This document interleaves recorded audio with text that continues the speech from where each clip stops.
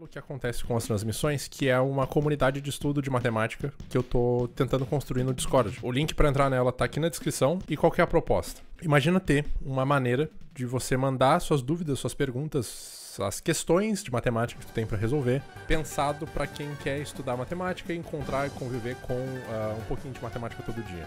E esse canal aqui é o Como Queria Demonstrar.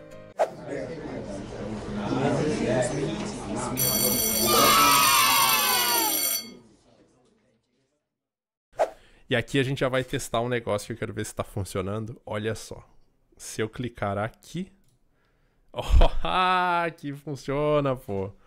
E aí eu consigo vir nesta tela aqui. E quando eu escrever alguma coisa... Radicais. Que maneiro, pô. Aqui ficou show.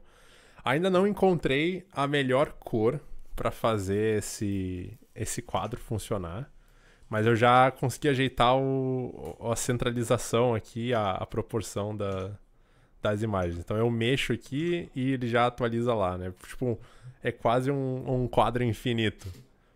Beleza? Então olha só, o que geralmente acontece? Em algum momento essa conta foi novidade, em algum momento um professor ou uma professora teve que tomar um tempo para te explicar, para construir a ideia de que a gente vai trabalhar com coeficientes e daí vai ter uma coisa chamada de parte literal e tudo mais. E no final, quando tu domina esse assunto, tu vê aqui que tem 1x mais 3 mais 4, isso aqui dá 8, né? Quando a gente for para a soma e subtração de radicais, funcionamento, a regra da matemática tem que se sustentar. Com um detalhe, a gente não tem mais aqui um termo algébrico, que antes a gente representava por x, y, z, tá? A gente vai ter a parte irracional desse número. Essa é a parte do radical que eu não consegui simplificar, justamente esse meu número irracional aqui no caso foi raiz de 3. Eu vou preservar ele, eu vou manter esse radical ali, a não ser que o meu coeficiente zere, da mesma maneira que acontecia com os termos algébricos. Se por um acaso você tivesse lá, não era necessário, não faz sentido escrever 0x, é zero, ok? A gente simplifica a ideia colocando o algarismo do zero. Os radicais é a mesma coisa, tá? Contanto que não sobre, que o meu coeficiente da frente ali, se não seja zero, eu vou continuar tendo a minha parte irracional, o meu termo irracional, 8 raiz de 3. Somar e subtrair coisas já foi algo que já fez bastante na escola. Então essa parte costuma ser bem tranquila. A gente tá no assunto de radicais, tudo meio misturado, e vambora. Na figura ao lado temos 2 quadrados, então o enunciado já nos dá a certeza de que são quadrados. E o maior, tal. Considerando a área do quadrado menor com 225 e o maior 400, calcule a área do triângulo pimba, tá? Então veja só, é uma questão que ela respeita a capacidade cognitiva de quem está resolvendo. Porque ela não é simplesmente uma conta tu resolve isso aqui. Ela já é uma questão que exige um entendimento do que tu está fazendo. Parte do que tu está fazendo não tem a ver com o conteúdo de radicais em si.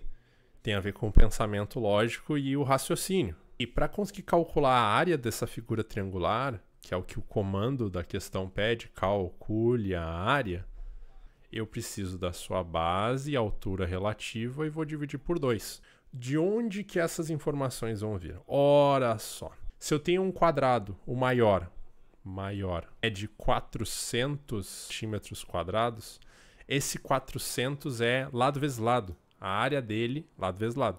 Se eu preciso voltar nisso aqui, quando eu tiro a raiz quadrada desses 400 centímetros quadrados, eu vou obter a medida do lado, que é 20 centímetros. E o menor, meu Deus, que letrinha, hein? 225 centímetros quadrados. Vai estar olhando assim e falar assim, poxa, mas...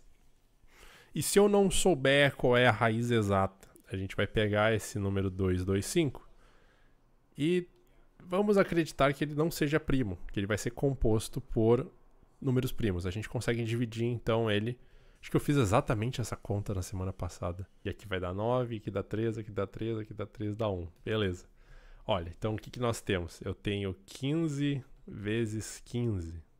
Aquele lá media 20. A gente tem tudo que a gente precisa, tá? A gente vai ter a base, que a gente já calculou agora. Encontrou 5. Nossa.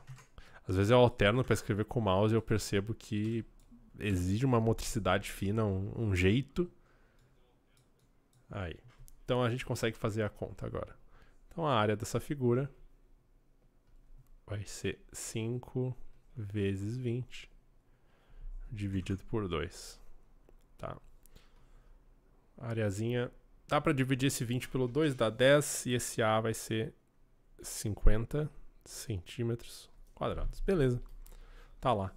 Então veja que interessante, né? Pelo menos eu acho interessante. Isso é engraçado porque eu tô aqui falando com o computador sobre as minhas próprias questões que eu criei. Mas é uma questão que respeita o estudante, né? Respeita quem tá resolvendo. Tem a ver com o assunto, trabalha um pouquinho de geometria, mas ainda é limitado, é específico do assunto de raízes exatas. Então diz ali, a aresta do cubo menor mede 8, então a arestinha ali, comprimento da mede 8. O volume de um cubo é a sua aresta ao cubo, eu vou ter que esse volume é 8 ao cubo. E aqui vem o pulo do gato agora. Por quê? O que a informação 2 está dizendo para nós? Ela está abrindo a possibilidade que compara dois volumes. Como que isso vai ser possível? Acompanhe. Se a aresta do cubo menor mede 8, o seu volume, aresta, volume, vai ser 8 ao cubo. Perfeito? Se o enunciado diz para nós que o volume do cubo maior, vou escrever maior assim, é 8 vezes o menor, eu tenho que este volume vai ser 8 vezes 8 ao cubo. Que por sua vez, e aqui vem o pulo do gato, que é a coisa que faz essa questão ser bonita, como a pergunta, o comando da questão é determinar a aresta do cubo maior, se eu tenho aqui a relação do volume, isso aqui está me dando um volume, se a gente tomar a raiz cúbica dessa expressão, então se eu fizer raiz cúbica de 8 vezes 8 ao cubo, isso vai me dar a medida da aresta, direto. E aí, utilizando a propriedade da potência e a reescrita desse primeiro 8 aqui do meu radicando como 2 ao cubo, tudo bem? Fica direto. Por quê? Eu vou ter então que essa aresta, aqui faltou o índice 3, muito bem, você aí que está prestando atenção, eu vou ter a raiz cúbica de 2 ao cubo vezes a raiz cúbica de 8 ao cubo.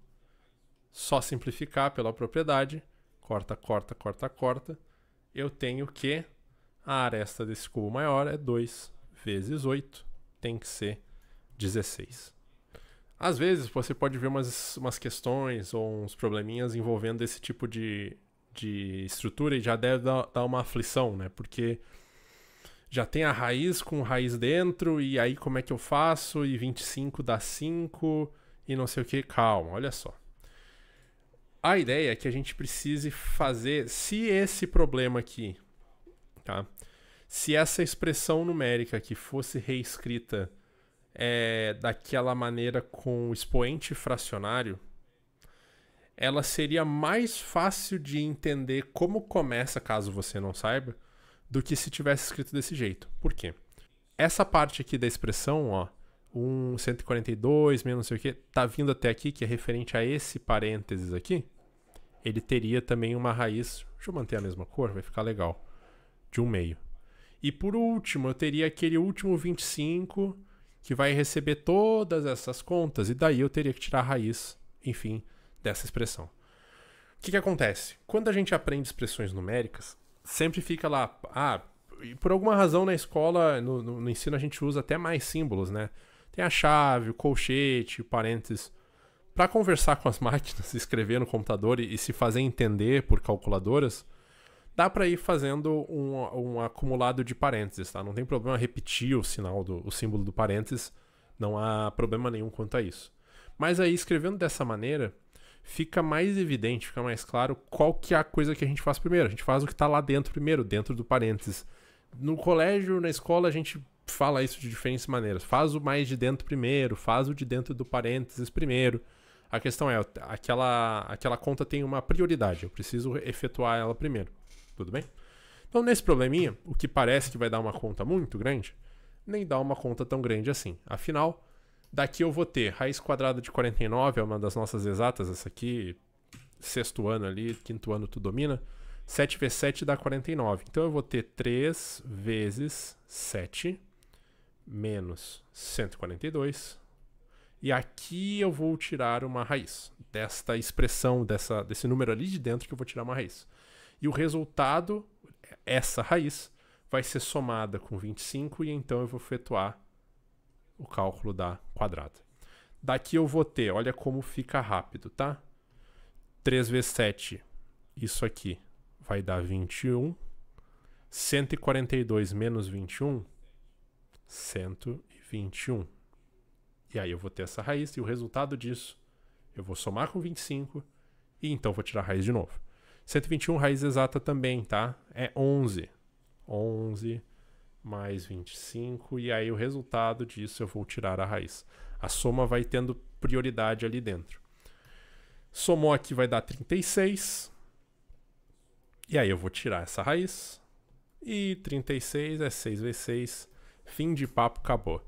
Se esse 8 aqui saiu de dentro do meu radical, é porque ele tem, na verdade, isso veio, vamos colocar assim, isto veio disso aqui. Aquele 10 continua ali, mas esse 8 tava ali dentro com o 2, que é o mesmo índice dessa raiz, é uma raiz quadrada. Se eu simplifiquei esse 8 para fora do meu radical, é porque eu tinha 8 ao quadrado ali dentro. E quando eu tenho 8 ao quadrado dentro de uma raiz quadrada, a gente tira ele para fora. E 8 ao quadrado, 64. Então aquele meu radical ali, originalmente, era 10 vezes 64, 640. Então eu preciso pensar agora, rapidinho, que número que eu vou multiplicar o 40, então, porque eu vou ter ali x vezes 40. Eu tenho duas raízes eu tenho dois radicais de mesmo índice. X ao quadrado, raiz quadrada de x e raiz quadrada de 40. 40 vezes 10, 400, 440, 480, 520, 560, 600, 640. Então, se x for 16,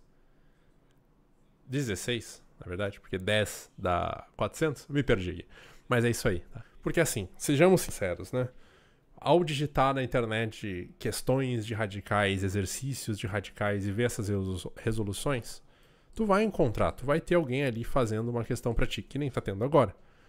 Mas a possibilidade de ter boas questões separadas e tu visualizar diferentes maneiras de fazer ela, e aí entra o detalhe. Quando tem um estudante ou alguém muito preocupado do tipo, tá, mas como que isso vai cair na prova e tal, existe sempre, às vezes, uma ansiedade ou um nervosismo de ver um único jeito, se apegar àquele jeito por um medo ou um receio de, tipo, vou esquecer, não vou lembrar, e sempre resolver da mesma maneira. É quase que um mecanismo de defesa que a gente tem, né? E aí, tipo, ver um jeito diferente ou pensar em como fazer essa questão de trás pra frente.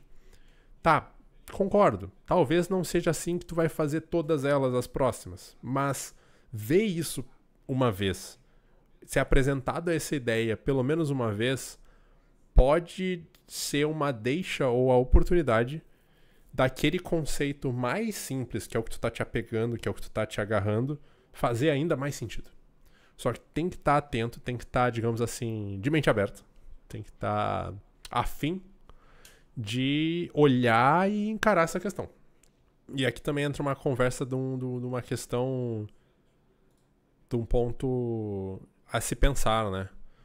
Quantos exercícios de um assunto é o suficiente para eu perceber que eu entendi, né?